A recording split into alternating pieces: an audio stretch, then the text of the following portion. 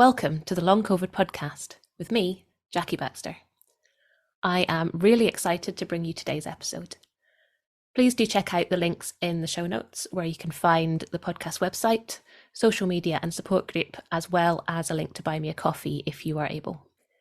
You should not rely on any medical information contained in this podcast and related materials in making medical, health-related or other decisions. Please do consult a doctor or other health professional. I love to hear from you. If you've got any suggestions or feedback or just want to say hey, then please do get in touch. I really hope you enjoy this episode, so here we go.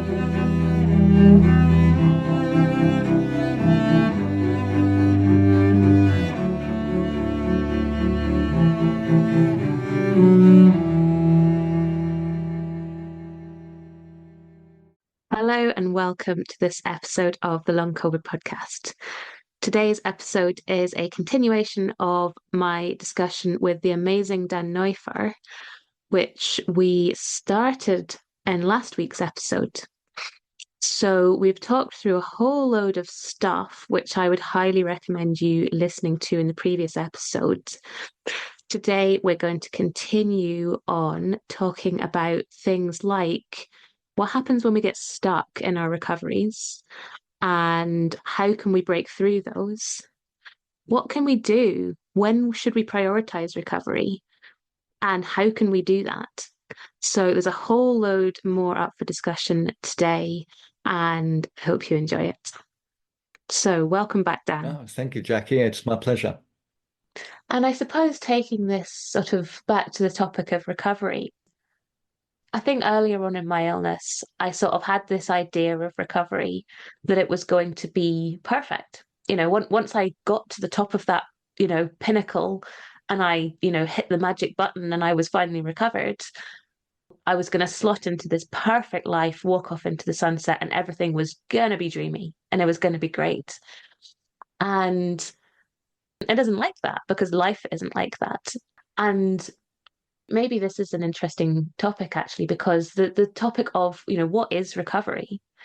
And, recovery, well, certainly for me, isn't this magical, wonderful nirvana.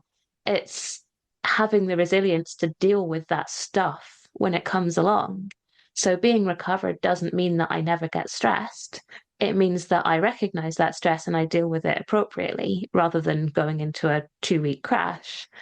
And I get sick like anybody. And when I get sick, I don't go, oh, well, that's a nuisance. I'll keep working. I'll work all week. I'll go climb my mountains and go for my big long run at the weekend because being sick doesn't stop me. I recognize that, oh, well, this is rubbish. I feel terrible. Well, I'm really good at feeling terrible now, so actually I'm going to rest. So when these things do come along, like they do, you recognize them, you understand them, and yeah, you behave appropriately, and you have that resilience to deal with it, rather than that, perfect idea of everything that doesn't exist. So I don't know. I mean, I suppose I'm curious. What is your idea of recovery? What does recovery mean to you? Look, Jackie, I mean, what you're sharing is great wisdom. But, the people listening will probably go, well, it's not because I didn't just rest or whatever. I get a flare up. It just happens. I know you wouldn't be saying that because you've had the illness. We all know that that's what happens. So there is a difference between talking about these psychological and lifestyle and spiritual factors that lead to the illness, that can lead to relapse. There's a difference between those things and your everyday experience when you have the illness. Because when you have the illness and you have a dysfunctioning autonomic nervous system, then you might be doing everything 100% right and suddenly you crash. Or, it's not like, oh, you crashed because you did the wrong thing or you made the wrong choice, right? If it was only that simple, I think few people would be ill as long as they are,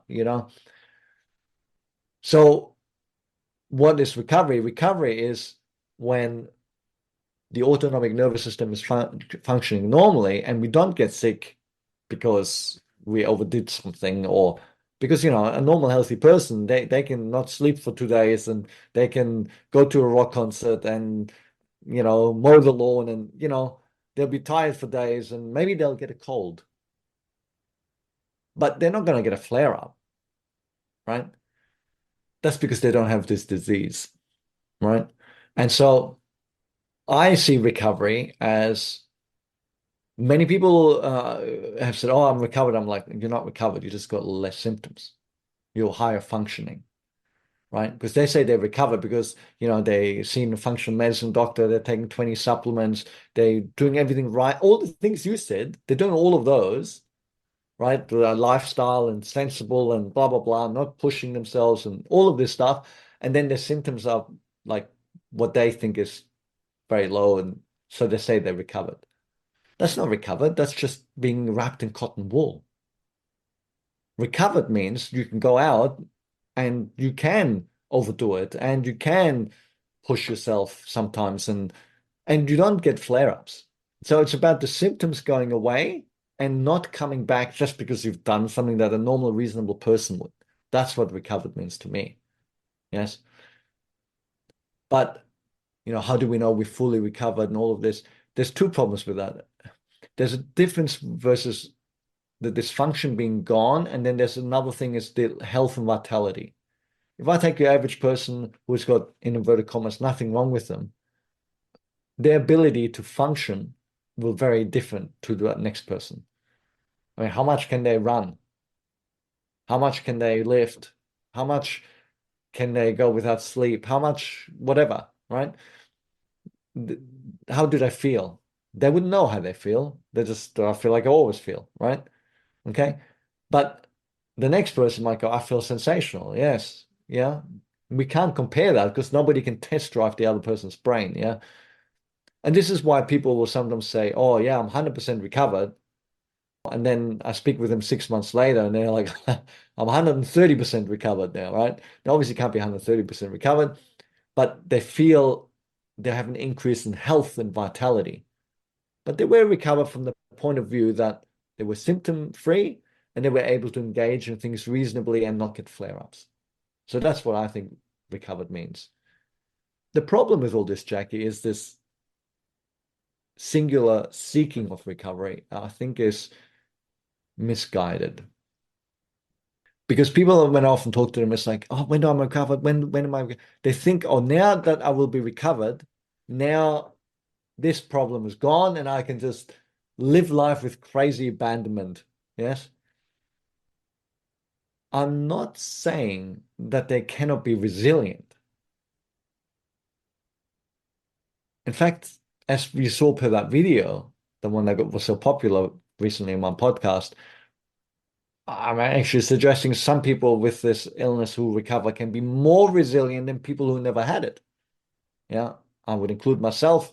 I'd include people like Beth French, ultra marathon record breaker, right? I mean, what normal person can do that without getting CFS, right? Okay.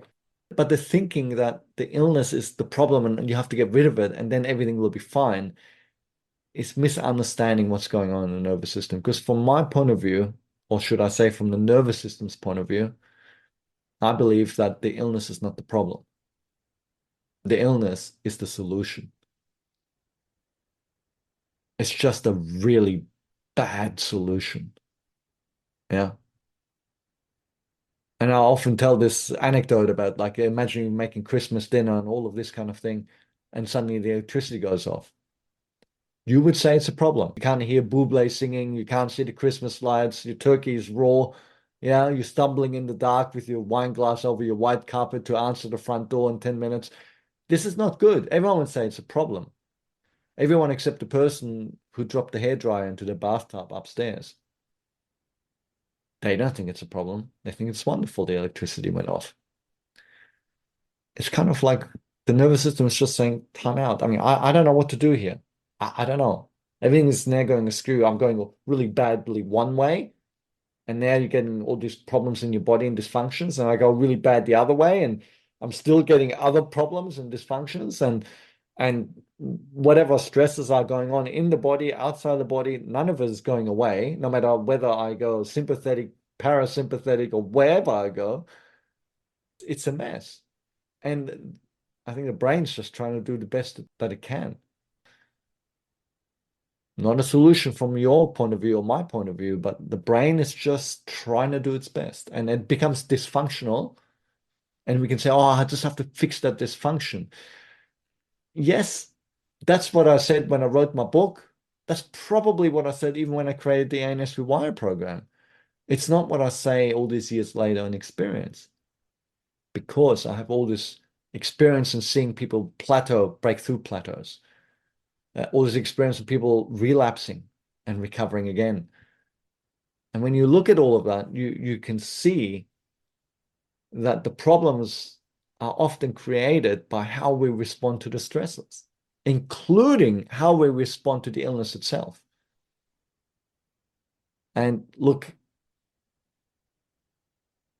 I suspect I would have not reacted well if someone said what I'm about to say when I was ill. I suspect I would have gotten very angry. But I guess what I'm really trying to say is the illness is really your friend. The illness is trying to help you find a homeostasis in your body. And by default, it's a homeostasis in your life. And if your life's out of balance, your body is out of balance.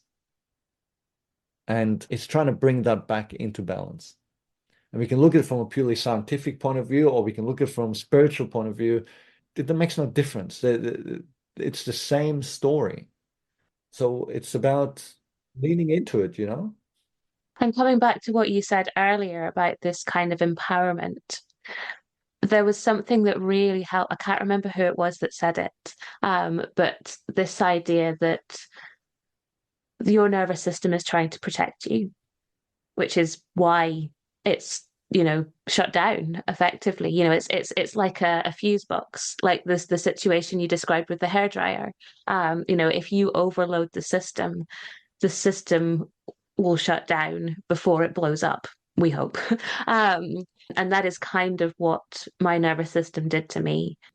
And, it then took me a while to dig myself out of that and understand what was going on. And as you say, not just fix, quote unquote, the dysfunction, but actually work out, I suppose, what it was that was causing the dysfunction in the first place. Which brings us back to kind of what we were talking about patterns and things that came before the illness, and why I think actually what happened before is really relevant, because maybe things are feeling better.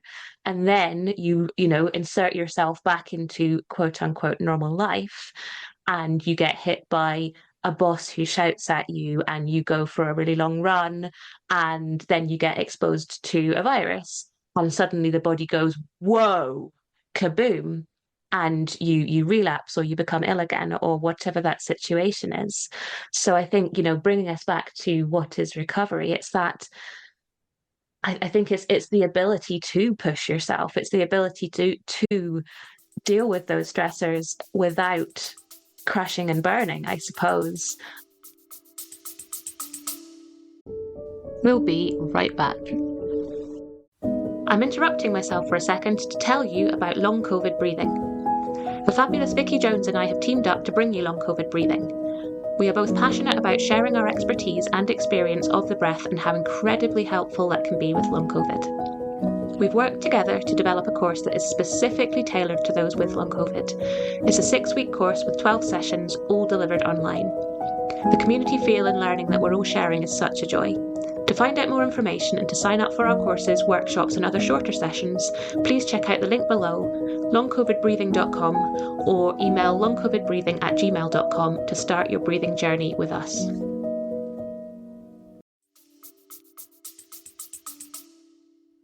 Jackie, and you know what you're saying is all true. And I just want to, for anyone who's listening, I don't want you to think this is like an esoteric kind of conversation here. I want them to recognize this is about very practical, not wow, once you're well and then you're like doing all these things. What about how do I get well? Exactly. And my point is that people are doing this when they're sick. These issues they're not like, oh yeah, but how about the spiritual journey of why did I become unwell and how will I live balanced when I'm like, forget all that. Forget all that. Right now, you're sick. How do you get better? Well, the very same discussion is relevant because I can tell you virtually everyone I speak to when they're ill will do too much and too little at the same time. And you go, oh, well, how they're doing too much? They're bed bound. They're doing too much in bed. They're not lying there resting. Oh, so lovely. Oh, listen to the birds outside. It's so warm and cozy in the bed. Oh, I'm just gonna have a little snooze. No, no, it doesn't look like that. Trust me, I've been there. It's a nightmare. Am I going to be here forever? Am I dying? What's going to happen? What kind of life is this? And then as soon as they feel the slightest iota of feeling a smidgen better, they'll be off in the shower, right? Maybe washing their hair. Not me, but someone else maybe. Right? And so that's exactly what happens. Yeah. They don't bask in resting. Yeah. As soon as they got any energy, they blow it. And people are like, if this is what, I always say, this is obviously not a visual discussion, but I always say, if, this is what you can do, this is what people do. In other words, they're redlining. They're going right to the limit. And they do that when they're 100% well, and they do it when they're 5% functioning. Mm. And this idea of pulling back from that, think of it as being lazy, and this is really hard because as you start to recover, I mean, we've already been lying around like slugs for a long time. I mean, it doesn't exactly feel like a wonderful life. It seems wasteful and frustrating, and people have passion. They want to engage in life. They want to do things, right? And so as soon as they can, they do, right? But they do too much because they don't recognize that, they got to play the medium game and the long game, but they're all playing the short game. They're like, oh, if I don't do this now, then what will I have in my life? Yeah. Well, you know, if you don't have this illness, you can do what you like within reason. Yes. And so we've got to prioritize that over all else. And that leads to some really hard conversation for parents, for people with sick parents, people with children, whatever. Yeah, it gets affronting, and not everybody can make the single-minded prioritization of their recovery, their sole goal.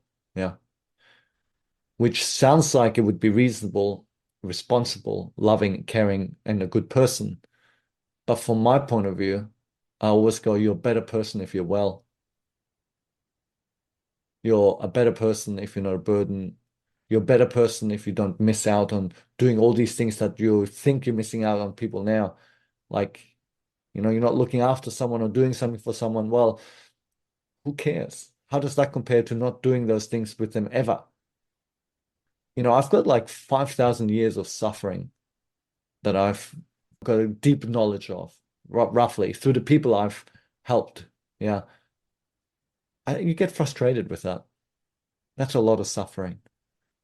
And there comes a point where you have to say enough is enough and get a little bit militant.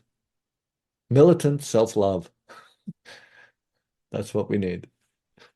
Again, it comes back to everybody's different, aren't they? Everyone's situation is different. If you don't have dependents, then maybe it's easier to prioritize your recovery and your own health. Whereas if you have five children and you are responsible for them, it's a different conversation. It's more difficult. Maybe requiring asking for help from other people, and that might be difficult. It's not about the details, Jackie. Sorry to interject you there, but whilst you're on that topic, the parent with the five children, it's not about the situation. It's about the determination.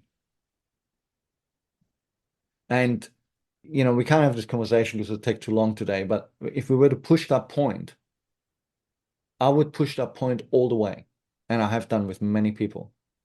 Yeah. And you think you have responsibilities to your kids. This is the world we were talking about earlier, about we live in this world where everything should be perfect. You know what? You don't have to take your kids to lessons. You don't have to make your kids breakfast. This is all crazy talk. This is all talking in this world where everything is perfect.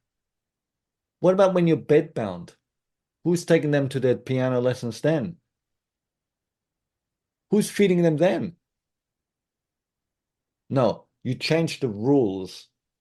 You change the rules of what you said had to happen. And now you feel you're well enough, you feel a sense of obligation, responsibility to fulfill these duties. And I say your responsibility is first and foremost to yourself. Because I don't believe that the children will starve to death if you don't make them the sandwich right now. Even if they're 3, even if they're 2. I don't believe it. I think someone will feed them. I think someone fed them whilst you were in bed, when you were bedbound.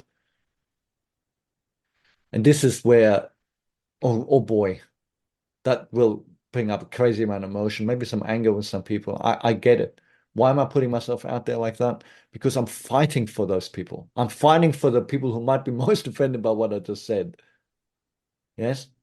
Because those people are too tough, and their toughness and determination and their unwavering standards of what things should be like for their family, for their loved ones, for their community. These are wonderful people doing wonderful things, but the cost to them as individuals is unacceptable. And when they are well, their ability to contribute dwarfs anything they think they're doing now into insignificance. Whatever they think they're doing now, it's nothing. When you are well, in comparison to what you're doing now, when you're well, it's nothing. Yes. Especially once we take the measure of your own suffering. That's something. It's not okay for you as an individual to suffer like that so that you can fulfill the duties for what has to be done. And frankly, the maths doesn't add up. The benefit to other people and the suffering to yourself doesn't add up. We've got to strive for recovery. And I make no apologies for being unwaveringly focused on that sole objective, no matter what someone's situation is. We'll be right back. Hey there, I'm just jumping in for a second to see if you're enjoying this episode. If you're finding it useful, maybe you would consider sharing it somewhere, a friend, a group, or even on your Twitter feed.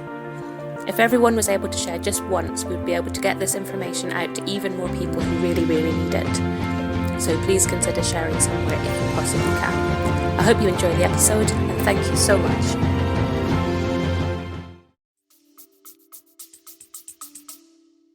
We hear people saying, "Oh, it's not selfish to prioritize self-care." And, I mean, what your definition of selfish is going to vary person to person. But even if it is selfish, it doesn't mean that it isn't important. And that actually, yeah, putting yourself first. It's like they say about on the plane, isn't it? You have to put your own oxygen mask on before helping other people.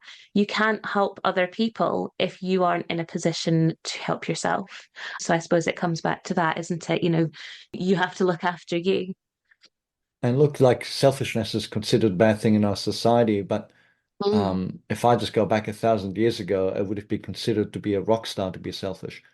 The more selfish you are, the more successful you were. And we now have these moral overlays. And obviously, I mean, I get it, like I've spent a lot of my life serving others, right? I'm not one who advocates for a selfish lifestyle, but what I'm saying is that it's all about context, yes? And sometimes we need to be selfish, and those around you need to be selfish, including your children, yes? And if you can't teach your children to be selfish, who will? You want to teach your children to be selfish when it's required. Mm. And you want to teach them not to be selfish when it's required, right? But again, this is the world we have. It's very polar. It's not like there's no gray in the world anymore. It's all like either it's like this, it's like that. And now selfishness is bad, full stop. No, selfishness is wonderful, just not all the time. It's like a lot of things, isn't it? Moderation. Chocolate isn't bad if you have it occasionally. Chocolate's not great if you have it, for every meal. It's that kind of balance. I think one of the words that I have really taken on since recovery is balance. Yes, push yourself. Yes, but balance it out with looking after yourself as well, because you have to. We know what the cost is now when we don't. So yeah, I think it's that balance, isn't it, in our lives that I didn't have before. That's everything. That is such wisdom you're sharing, because the thing is this, if you don't have balance, the tiniest thing will completely dishevel you. Like you don't need a lot. I mean, you look at a lot of people who get sick and go, "Oh, what happened when you got sick?" And they tell you something that was really shouldn't be a big deal. Something happened, broke up with someone, I got dumped by someone, or whatever it is. Why is it such a problem? Because there isn't a balance. You're not resourced appropriately. And therefore, the meaning of that situation becomes so bad. Yeah. Or what if someone did something bad to you? Out and out nasty. Okay. They did that nasty thing. Now I'm going back to my loving community. You know, it's not a problem. But it's like, for most people, it's just the straw that breaks the camel's back, so to say, because they're out of balance. So it's never the stressors, it's how we respond to them, and it's the balance that we have in our lives. And that's why recovery is such a challenge, because when we are sick, we are not the best version. We don't make good choices a lot of the time. We are emotionally strained, to say the least. Often we suffer from mental health problems as a result of the strain we've gone through. And our life is completely unbalanced. What social bit, what family interaction, what a healthy outdoor, I mean, whatever it is, it's a shambles. That's why recovery is so challenging. But if we can recognize what is the game we have to play, then we can move in the right direction. And I think maybe that's the thing to take away from today is the power of balance. I think you told a really, you made such a poignant point about it. It just kind of summarizes everything. And I think what you just said about moving forward, we talk a lot about recovery and, what that looks like and all of these things. But, for people who maybe are not so far along in their journey and are sort of thinking, well, recovery, yeah, that would be lovely, but it just feels so distant. That idea of, yeah, that's the goal. Let's put it up there as the goal. Great.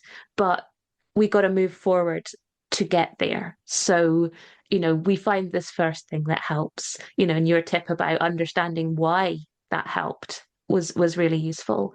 And maybe that then leads you to the next thing and to the next thing and to kind of to keep going, even when you sort of feel like you've got stuck, keep finding those things, whatever they are, different people are going to have that different journey. But even when something doesn't work, you're still moving forward because you don't have to try that thing again, rather than, being upset because, okay, feel upset it didn't work, but then move forward. Exactly. Look, I often tell people to forget about recovery because it just seems like this huge, overwhelming, stressful burden. I go, forget about it. Literally, we're not going to get you recovered. We're not going to go to 100%. Forget it. Just you're 20% functioning, but how good would life be just to be 35% functioning? Let's just make that our goal. Maybe recovery can't happen for you. Maybe you can just go from 20 to 35. That's it. Maybe that's really all there is for you. And let's just do stuff. And if you have more ups than downs, even though you have downs, even though you have setbacks, if you have more ups than downs, then over a period of time, you'll make progress. And when you reach 35%, I'm just going to change the rules on you. Unapologetically say, wouldn't it be amazing if we were 50%? But the real danger is when many people reach somewhere between 60 and 80%, they can lose their motivation. Because they kind of go, well, they're coping enough and their drive to live their lives is higher than their drive to get recovered. And so they don't find that balance that you spoke of. and they just get stuck. Yeah. And when so many times I speak to people, and I always ask when I speak with them, what were you like when you started the program? Percentage functioning, what are you now? This is not an accurate number, but just a ballpark. And they tell me, oh, at 20, I'm 40. On 20, I'm 60. And I was 5, and now I'm like 50. And they're like glowing, they're happy and excited. But, when they hit that 60 to 80%, I'm always getting nervous for them. Always go, look, I know you feel excited. I know it sounds really great, but you're on danger territory right now. And the danger is that you get stuck there because it's palatable. 60 to 80% functioning. The symptoms are often quite low, and that's palatable and sometimes can leave us stuck. That's why I have to have those tough conversations with mums. So for those people that maybe are stuck in that sort of 60 to 80% and they're doing much better, they're maybe functioning, they're maybe back at work part-time, they're, whatever that situation is, they're doing a load better, but they're still unwell. You were talking about those kind of tough conversations about prioritizing yourself. What else would you kind of suggest for those people to get the rest of the way? Are you allowed to think about recovery at that point? Look, I'm always like up for people thinking about recovering. I only mentioned the lesser goal when people find it too affronting to think about full recovery. Yeah. I'm never satisfied until people are fully well, because I want them to have a robust health. When you're like 90%, you're one bad day away from maybe being back to 60, you know? So we want to get fully recovered, and we want to stay fully recovered. We want to get a resilient recovery. And it's not the end of the world when people have relapses or when they have setbacks. Not if we understand this whole journey, yeah? But when people are around that place where they feel comfortable, they need to start feeling uncomfortable. And of course, this is not something that we seek in our society. That's coming back to that conversation we had a little while ago. Yeah. People don't walk through the snow cold. People don't sit in 45-degree heat. Yeah. They got the air conditioners going on. Yeah. I grew up, there was no air conditioner in the car. I mean, I was at uni, you just sweat. My children's generation, if it's like 29 degrees, they're screaming how they can't take the heat. It's because they're not used to the discomfort. And I'm sure that my parents would have said the same thing about me, right? But there was a parent where, I think these things go in cycles, with how society changes. And so it's not that we're always getting more and more like that. I think it goes in cycles. Yeah. Eventually, what's that saying? Tough times make tough people, and good times make weak people. Yeah. And so we are all victims a little bit of that experience. But I think you have to be okay with being uncomfortable, and ask yourself, think about how you lived the last number of years at whatever percentage and below. Imagine you go below again, you get down low. How would you feel about that in 10 years' time? Having had another 10 years like that? What are the things you missed out on? And I don't like to screw up the pain too much, because, we're kind of vulnerable. We kind of can't take too much of that. But if we're really stuck, maybe we need to do that a little bit. And on the flip side, we would need to say, well, what if I was actually 100% well? Okay, yep. If I'm a parent, I might say, oh, yeah, well, I go to the kids' soccer games, and we have gone on holiday, and I spend a little bit of time on my own in the cabin whilst they go with the other parent, and blah, blah, blah. But what would it be like to go skiing with the kids all day long, and scuba diving in the Great Barrier Reef? Or what would it be like just to play soccer with them instead of watching them play soccer? Yeah. So you got to have a go-to and a get away from motivation. I used to be all skewed towards the pain side, but I've actually learned that later on in the recovery, the other side is more important. the pleasure motivation.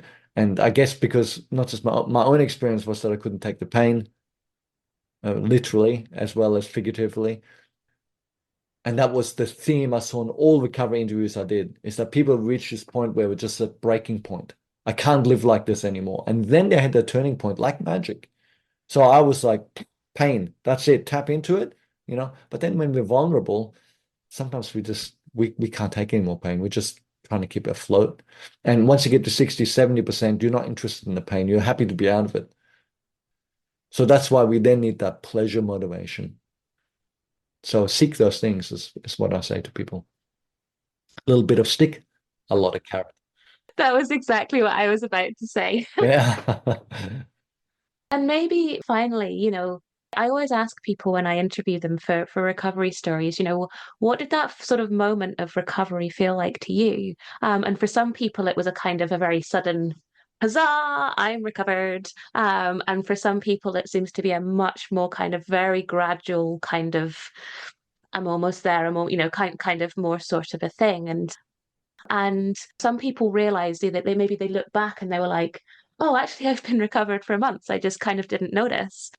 That happens all the time. It's very interesting because, everybody's experience is different. Yeah. And that kind of, what does recovery look like to you is always, I think it's such an interesting question because, yeah, that kind of moment or, period of time for some people does seem to be, yeah, very individual. First thing I want to say is I don't want to devalue partial recovery. Recovery progress is what we want. It's Mm. wonderful. I just don't want people to settle, right? And I know sometimes this is hard because we don't have this magic cure thing, right? And sometimes it's straightforward and sometimes it isn't, but we need to keep striving and ask the questions. Yeah. I'm not trying to say, oh, yeah, partial recovery is nothing. It's a lot. I speak to people every week who are in tears to me, in tears, because they're like, my life was not worth living. I'm just lying a bit, and now I can go out, I can do things, 70% functioning. Then, spoke to a lady a little while ago who said she had her first bowel movement in her life. She was in her 50s, I think, late 50s. She'd never had a normal bowel movement her whole entire adult life. She can't even remember as a child having one, right? I mean, but you say, what do people enjoy? Well, you can see that it can be all kinds of things. You know, my experience is like it's not like, oh, managed to go on holiday with the children and this and that. You know what? The honestly, the thing I heard more than anything else is people like doing the shopping, the grocery shopping. It seems that everybody has their nirvana moment because they can do their grocery shopping. I don't think grocery shopping is such a great thing. Maybe it's because we suffer so much trying to do the things we have to do. Do you know what I mean? And you go and it's such a burden.